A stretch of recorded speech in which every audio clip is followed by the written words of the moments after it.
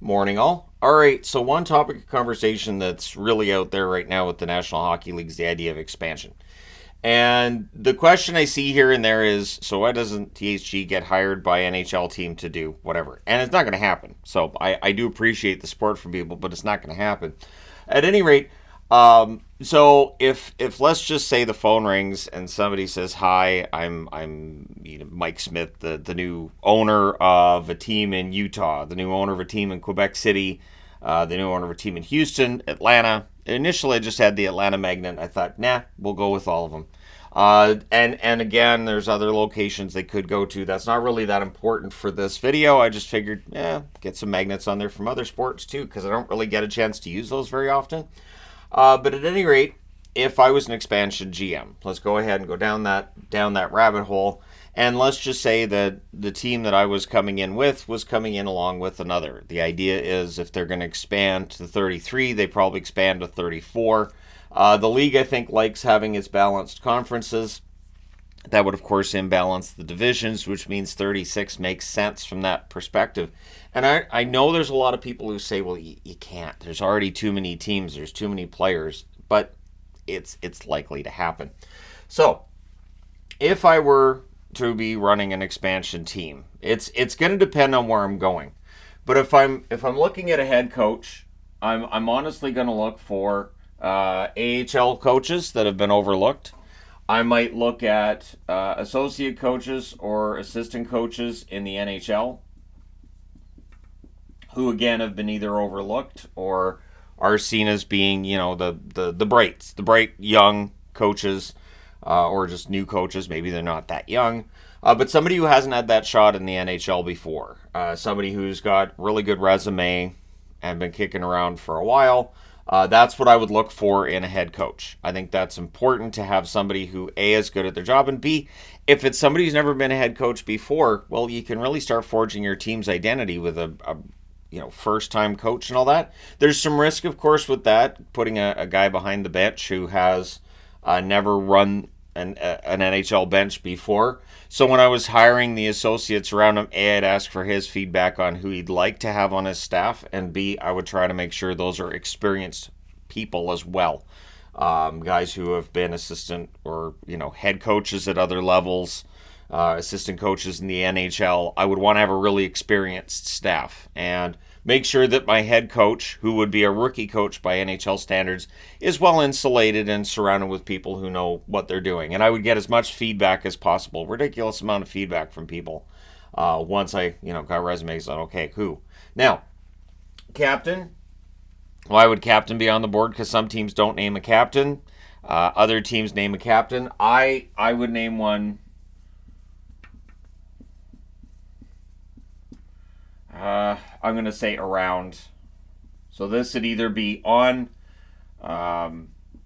when I have the expansion draft, or I would name one after the expansion draft. It depends on who's out there. So if there's somebody on the list that I go, that would be somebody that I would want as a captain. A guy like, for instance, I don't know, I'll just throw out there like Sean Corrali in Columbus. Let's say he's out there. He's got some qualities I might think, you know what, he could work as captain for an expansion team. But just I would look for somebody, again, experience is important. Somebody who buys into what we're doing. So before we make our expansion picks, I talk to some of the guys available, just casual chatter, and see who's really gung-ho to be a captain on a team that might lose more than they win that first year and might need to be that veteran. Because I would not envision that if the NHL does go through and have those expansions, we're not going to see anybody like Vegas. I would think more along the lines of what Seattle did their first year.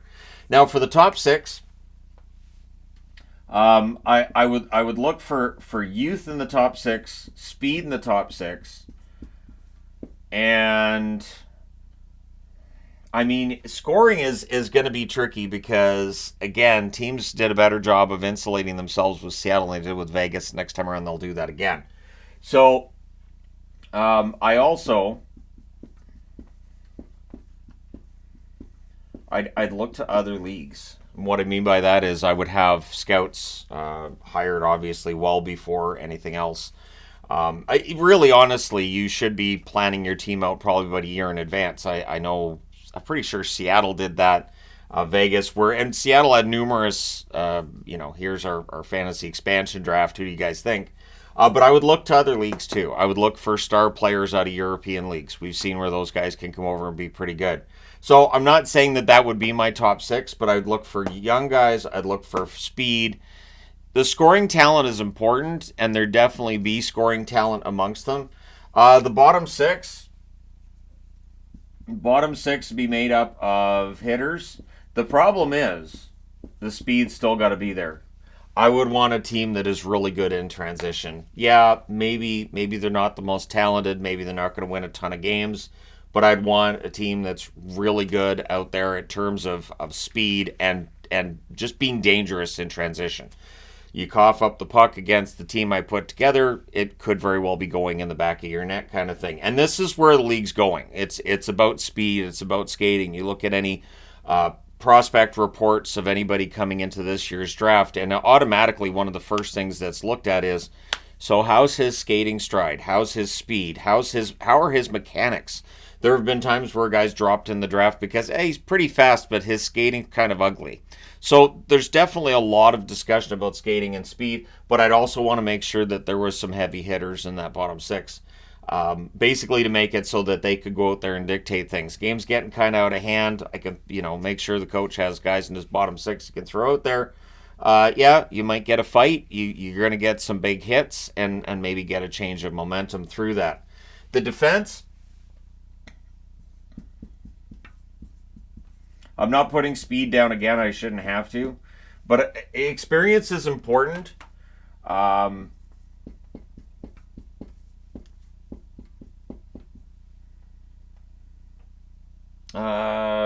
So experience mixed with, I'm trying to think of a way to phrase this.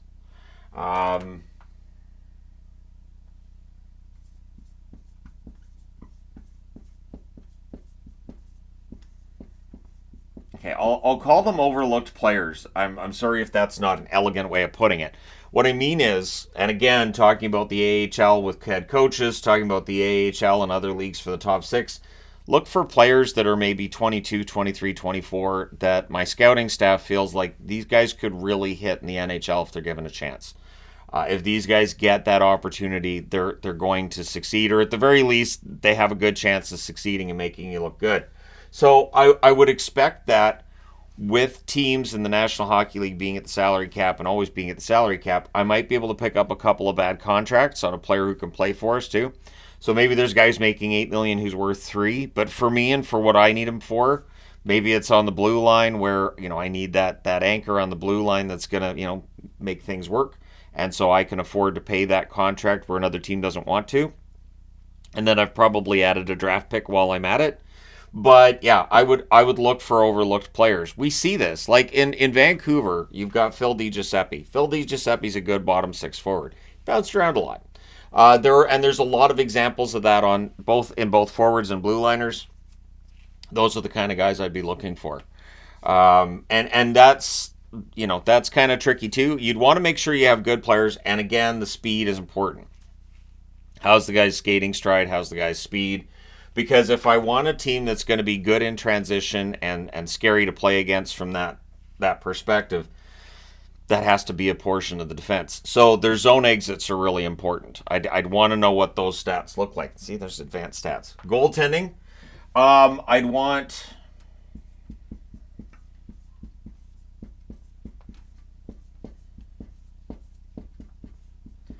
So I'd want an experienced starter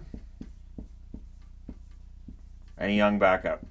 Now, when I say young backup, that backup could be 25, 26, somewhere in that region. So by NHL goaltenders' perspective, I'm not saying inexperienced 20, 21-year-old, but I'd want an experienced starter. And again, I would want to make sure that they were on board for being part of the expansion process, being aware that we're not necessarily going to be competing for the Stanley Cup in years 1 or year 2.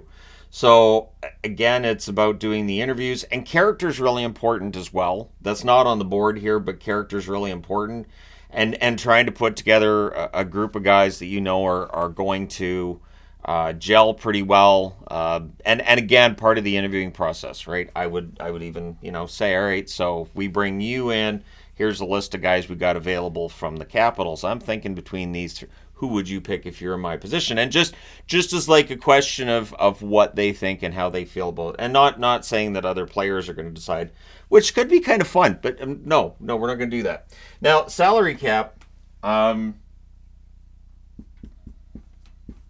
don't know, thrifty's the wrong word for it.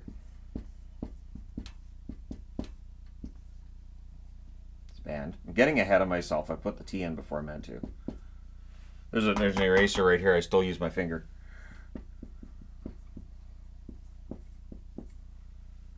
I'm sorry. I'm trying to think of how to write this with less words, but no. I would not spend to the cap ceiling in year one. I would make sure that I had as much salary cap space as I possibly could, because I would understand that, okay, it's year one, we're not going to be Stanley Cup contenders.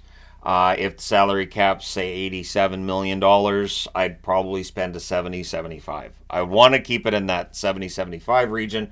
Obviously, you have to be above the cap floor, but I really would not want to be at the salary cap ceiling, because it's an expansion team. You don't want to be right at the ceiling. You want to be that team with all that cap space that fans are talking about, how thrifty you are or cheap or whatnot. But I wouldn't want to spend that money in year one. I would want to spend that money in, say, year 3 and year 4, when you're ready to start getting to that competitive level. So, young team mixed with some experience, fast skaters. The skill has to be there, obviously, and the hitting in the bottom 6, because you want to make sure that teams aren't, taking liberties and all. The old NHL logo, lingo. Lingo is the word I'm looking for. Eventually, my vocabulary is just going to be like 4 words. But at any rate, let us go into what my goals would be. So you have your goals for year one, right? For wins, I honestly, if they could hit 35, I'd be probably pretty exuberant. I think 30 is more realistic. I'd probably be looking for about 30 wins. It might sound kind of crazy since there's teams in the NHL with less than 20 wins, but they're tanking. I wouldn't be tanking. I would be going out and getting players and trying to compete every night. Because if I'm in Houston, and this is where the logos on the board help, if I'm in Atlanta, I would need to show fans immediately we weren't the next Thrashers, that's not where we were headed. For fans in Houston and Utah, there might be some new fans. I want to make sure the product's exciting. I want to make sure that this is a team that they're going to want to, spend money for season tickets on and want to watch them grow.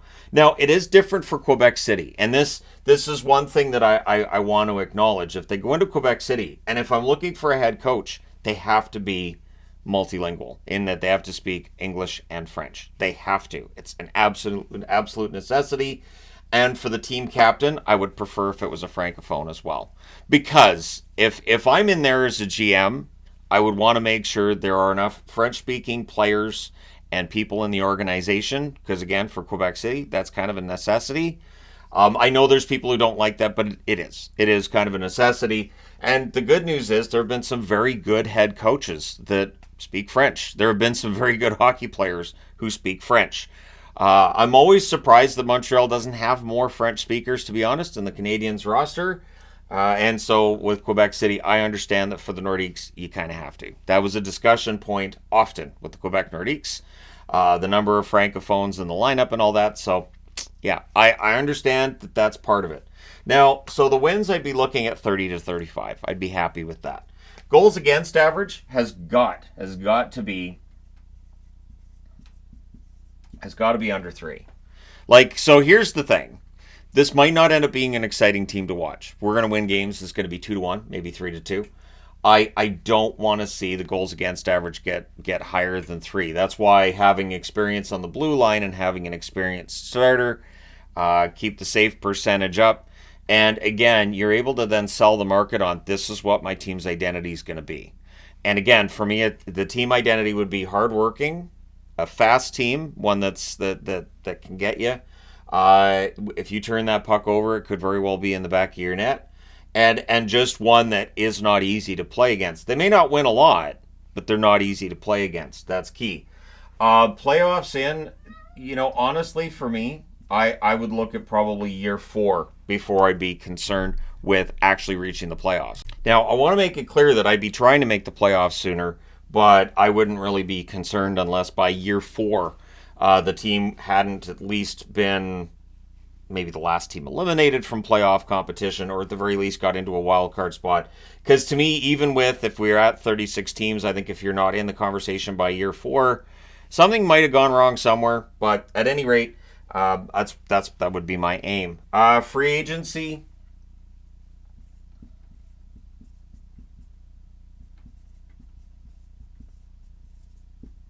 I'd be quiet in the first year, unless there was somebody from Atlanta, Houston, Quebec City, or Utah who was coming out of the market as a UFA that I felt like, hey, we can build around this guy.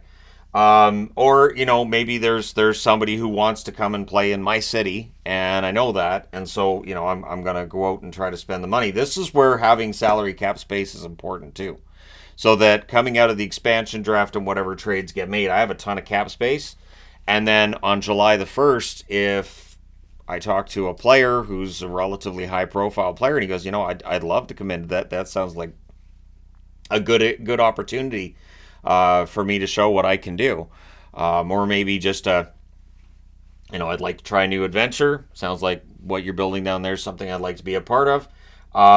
Then I might be a little bit noisier, but I'd be quiet that first year. Just bringing in more guys to, basically I'd be looking for probably a top 6 player, probably a top 4 defenseman, and probably a little bit of depth in goal. Obviously, I would be acquiring as many draft picks as possible. I didn't put that on the board because that's obvious. Get as many draft picks as you can. But yeah, I would not rush. I would not rush things. I would be aware that the team wasn't necessarily going to be a winner in year 1, but it's about building that foundation. And I think it's something that Atlanta never had the chance to do when they came in. If you go back and look at the expansion draft the Atlanta Thrashers had, the players they picked, and even you can still find online the players that were available in that expansion draft, it was a dog's breakfast. It put Atlanta really behind the 8 ball. So while I understand people being mad at the protection lists being a lot smaller for both Vegas and Seattle, I get it. I totally get it, because if an owner's spending about $1 billion to get a team, I don't know if handing him off a list of players that are available and going, yeah, these guys are not great, oh well, thanks for your money, I don't know that that's going to work. And I don't know that it works in the market. I think that was part of the reason why. There were many reasons, but I think that's part of the reason why the Thrashers had as many issues as they did. I don't think it helped that their expansion picks were just... It was not a good team. I will go as far as to say it was not a good team, and it took them a long time to become anywhere near respectable in the standings, and it was really, really hard to fix that. And then you couldn't get a guy like Kovalchuk or Hossa. You couldn't get them to stay. Wasn't going to happen. So it would be really important to me that if I was going into Atlanta, I'd want to build the foundations of a team that would automatically, people would understand, okay, this is different. And with better expansion picks and access to better players, who knows what the Thrashers might have been able to do. So that's why the expansion process now makes people angry, of course, because you're supposed to have a terrible team for years, but that's how you end up making hockey not work in a non-hockey market. And I get people not wanting to go into non-hockey markets, but the National Hockey League wants to expand its footprint in North America, and most leagues do. That's just how it works. Business, if you're not expanding, you're contracting. You're doing one or the other. So the idea of just keep everything the same, if you do that, and I understand that sentiment, but if you're not trying to expand in some form or another, maybe it's not a new team, but just trying to expand your audience, then you're probably going to see your audience shrink. But at any rate, there you go. I thought this was something fun to discuss on a Saturday morning before the hockey gets started. Let me know your thoughts in the comments section below, as always. If you were a general manager of a team coming into the National Hockey League, how would you approach it? Which players would you pick up? I didn't go into actual player names or anything because it's not really all that important. I don't know who would be available, and it's all about finding the right people. And I think there's a lot of guys around hockey that are not in the National Hockey League right now that could contribute. There's some fast skaters who aren't necessarily great with their hands that could work in an expansion process, and vice versa. Guys who have really good hands and maybe they're not the most fleet of foot. And you put them together, sometimes it can work. But let me know your thoughts. Don't forget to hit like and subscribe if you're browsing your way through. You just happened upon this video, or just because you haven't done so yet. And hey, thank you guys so much for all your support. I will talk to you again soon.